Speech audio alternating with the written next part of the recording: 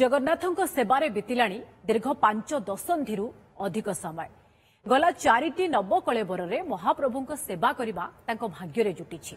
बयस एबे 74 किंतु आज चलचंचल तांको मन आ शरीर इच्छा आउ एक नवकलेबरे श्रीजीवଙ୍କ सेवारे लागिले। आमे कहूछु पुरीर वरिष्ठ रूपकार सेवायत पूर्णचंद्र महापात्रଙ୍କ कथा। जगन्नाथଙ୍କ सेवा तांको सह संपर्क और लीलामयଙ୍କ लीला संपर्क रे तांकर रहिछि अनेक दिव्य अनुभूति। पूर्णचंद्र महापात्रଙ୍କ सह अधिक आलोचना करिसेंती हम प्रतिनिधि जगदीश दास। महाप्रभुଙ୍କ घोषयात्रा को आउ मात्र मासे बाकी। एथि पूर्वरु रथ खड़ा बेस चलचंचल। रथ प्रस्तुति रे निमग्न अछंती महाराणा सेवक माने। रूपकार सेवक माने मध्य सेवनकर कार्य जारी रखिछंती।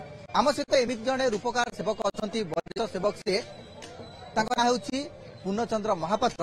आज्ञा जय जगन्नाथ। जानवाक चाहबू जे आपण 4टी नवकलेबर काम करिसेंती एवं रथ कार्य रे आज मध्य निजको निमग्न करिसेंती। से सेते बेलर अनुभूति कोन एवं वर्तमान अनुभूति कोन? जय जगन्नाथ। मु पिलादिनरु 5 वर्ष बसुरु आम बापा संगे आसे। जेमती आपण देखुछंती छोट छोट पिला माने आसिकरी काम करछंती तांगा बापा संगे आसिकरी काम करछंती। मु भी सेमती पिलादिन रे बापा संगे आसे। आमे आसिकरी जो काम करू निण पत्र जो कट बार्सी जो थला देशी जिनस थला विदेशी जिनस नथला। एने बर्तमान विदेशी जिनस लागू गलानी। ये गोटे कर्त साउ साउ काटी दउची।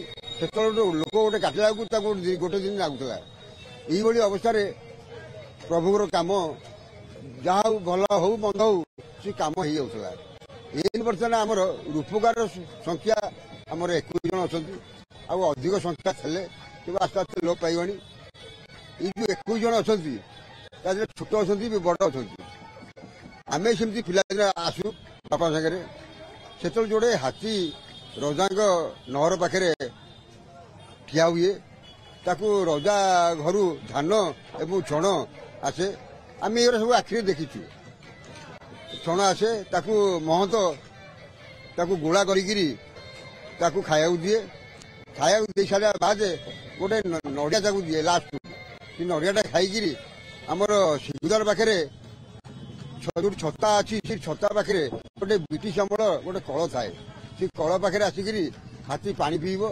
पानी पीकि आम साइगाड़ी की जीव हारी बरडाल नहीं हाथीशाल अच्छी आमर मंगलाट गला बेलू गोटे हाथीशाल अच्छी रजांकर सी हाथीशाल ये हाथी बंधा हुए। हाथी काम कौन ना जो रजा छेरापरा करके श्रीगुंडीचा दिन रजा जेम छेरापरा कर गोटे सेवा अच्छी रथ पर कौन सेवा अच्छी तले भई सेवक रे रूपकार सेवक ऊपर रे रजा जेम छेरापरा कर चारमार खोला हम चारमार जमी खोला आमर से टाइम ड्यूटी पड़ो जेम चारमार खोला आम सेमती घोड़ा बांधबू।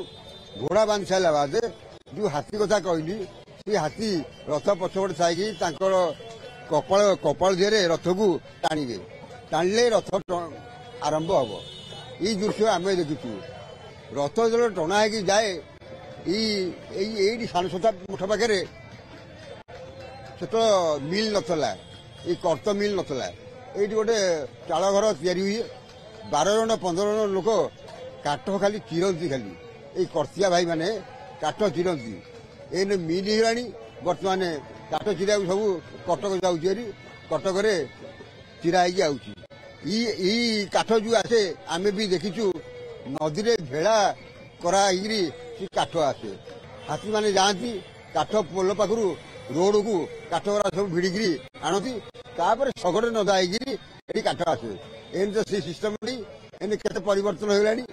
एने बर्तमान काठ आउची डायरेक्ट जाउची मिल की मिल रु काठ चिरा एटिक आउची।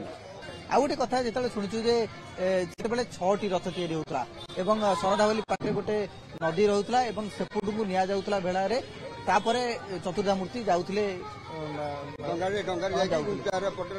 यार सत्यता केते आपण कौन देखते? मिछता कहबिनी यही जिनस आम देखिलु कहीं आम बाबा कहती 6टा रथ हुए आम गोसी बाबा कहती ତା ପୂର୍ବରୁ ହେଇଥିବ। ଆମେ ଯେତିକି ବୟସ କହିଲି ମୁଁ ସେତିକି ବୟସ ଭିତରେ 6ଟା ଚକା ଆମେ ଦେଖିନୁ, ଆମେ କହିପାରିବୁନି, କିନ୍ତୁ ଆମେ ଶୁଣୁଛୁ ଯେ 6ଟା ରଥ ହୁଏ ବୋଲିଆ। ଏଠି 3ଟା ରଥ ରହେ, ଗୁଣ୍ଡିଚାର 3ଟା ରଥ ହୁଏ। ଆମେ ଶୁଣିଛୁ କିନ୍ତୁ ଆଖିରେ ଦେଖିନୁ। ତମର ସବୁଠୁ ଗୋଟେ ବଡ ଅନୁଭୂତି ଜଗନ୍ନାଥଙ୍କ ସେବାରେ କଣ ରହିଛି? ମୁଁ ଗୋଟେ ଦିନ ଘରୁ ରାଗିକି ପଳେଇ ଯାଇଥିଲି। ସେଇ ବର୍ଷ ନବକଳ ଟାଇମଟା ଆମ ବାପା ମନ ଖରାପ କରିକିରି ଗୋଟେ ଦାଢି ରଖିକିରି ସଦାବେଳେ ଖାଲି ଜଗନ୍ନାଥଙ୍କୁ ଡାକୁଥାନ୍ତି, ଏ ପ୍ରଭୁ ମୋ ପୁଅ କୁଆଡେ ଗଲା ହାରି, ଯଦି ଆସିବ ରଥ କାମ କରିବ, ନହେଲେ ରଥ କାମ ମୁଁ ବୁଢା ଲୋକ ମୁଁ କଣ କରିବି, ସଦାବେଳେ ଡାକନ୍ତି। ମୁଁ ବନାରସରେ ଥିଲି।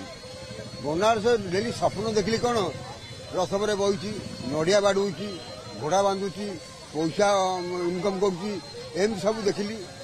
ଥରେ ଦେଖିଲି ଚୁପ୍ ରହିଲି, ତା ବାସିନ ଦେଖିଲି ମନ ଖାଲି ଛନଛନ ହେଲା। ମୁଁ ନା ମୋତେ ଜଗନ୍ନାଥ ଡାକୁଛନ୍ତି ଆଉ।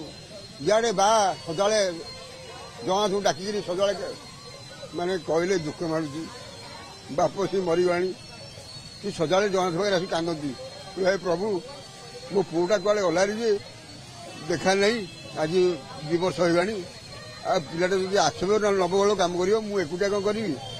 ସଦାବେଳେ ବାଙ୍କ ସଦାବେଳେ କାନ୍ଦନ୍ତି ଜଗନ୍ନାଥ ପାଖରେ। ମୋତେ ଏମିତି ସ୍ୱପ୍ନ ଜଗନ୍ନାଥ ଦେଲେ ମୁଁ ଆଉ ସମ୍ଭାଳି ପାରିଲିନି। ପ୍ରଭୁଙ୍କର ଏମିତି ମାୟା ହେଲା, ମୋତେ ଭିଡ଼ିକି ଆଣିଲେ। ଜଗନ୍ନାଥ କି ବିଷୟ କରୁ ନ କରୁ ମୁଁ ଠିକ ଜାଣୁଛି ଜଗନ୍ନାଥ ଅଛନ୍ତି ବୋଲି। ନିହାତି ଭାବରେ ପୂର୍ଣ୍ଣଚନ୍ଦ୍ର ମହାପାତ୍ର 4ଟି ନବକଳେବରକୁ ସମ୍ପାଦନ କରିଛନ୍ତି ଏବଂ ନିଜକୁ ସେଥିରେ ନିମଗ୍ନ କରିଛନ୍ତି। ପୁରୀରୁ କ୍ୟାମେରାମ୍ୟାନ୍ ବିଭୁଙ୍କ ସହ ଜଗଦୀଶ ଦାସ, OTV।